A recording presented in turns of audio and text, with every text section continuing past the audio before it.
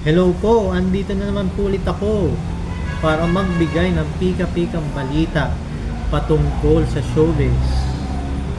Ang ating pong i-cover ngayon ay isa na namang ulit na dabarkad sa Itbulaga.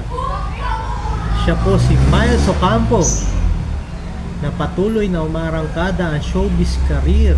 Dahil nga po, di ba, mainstay na ulit siya ng Itbulaga. Kasi dati, reliever lang siya. Tapos lumabas din siya sa Batang Quiapo. Tapos ngayon kasama na rin siya sa Imagination with Miss Maha Salvador. Ngayon naman po, siya ay bibida bilang si Princess Nieva sa isang serye na i-co-produce ng APT Entertainment at ng TV5.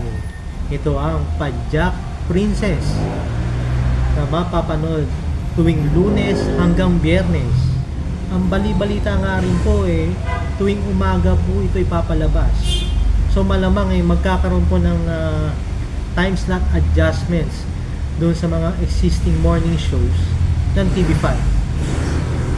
Pero sa inyo, okay ba sa inyo na tuwing umaga ito ipalabas?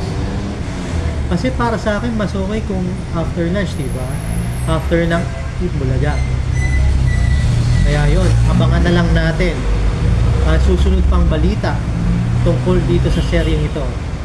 Huwag kayong mag-alala, mukhang malapit na yung palabas ito Actually, nagkaroon na sila ng story conference a few days ago sa APT Studios. At ang susunod nating ibabalita ay patungkol naman sa Itbulaga. Kinumpirma kanina ni Bossing Big Soto sa kanilang noontime show na babalik ang Babala, Huwag Kayong Ganun segment sa Itbulaga. Ito ay magiging ka-back-to-back ng kanilang Lenten presentations next week. Holy Monday, Holy Tuesday, at Holy Wednesday. Dahil nga raw maraming nagre-request na ibalik ito. So, abangan na lang natin kung anong mga topics ang i-cover nila sa segment na ito. So, hanggang dito na lang ulit guys. Paki-like and share itong video na to. At huwag niyong kalilimutan na mag-subscribe. At paki-hit na rin yung notification bells for future uploads. Thank you po. God bless.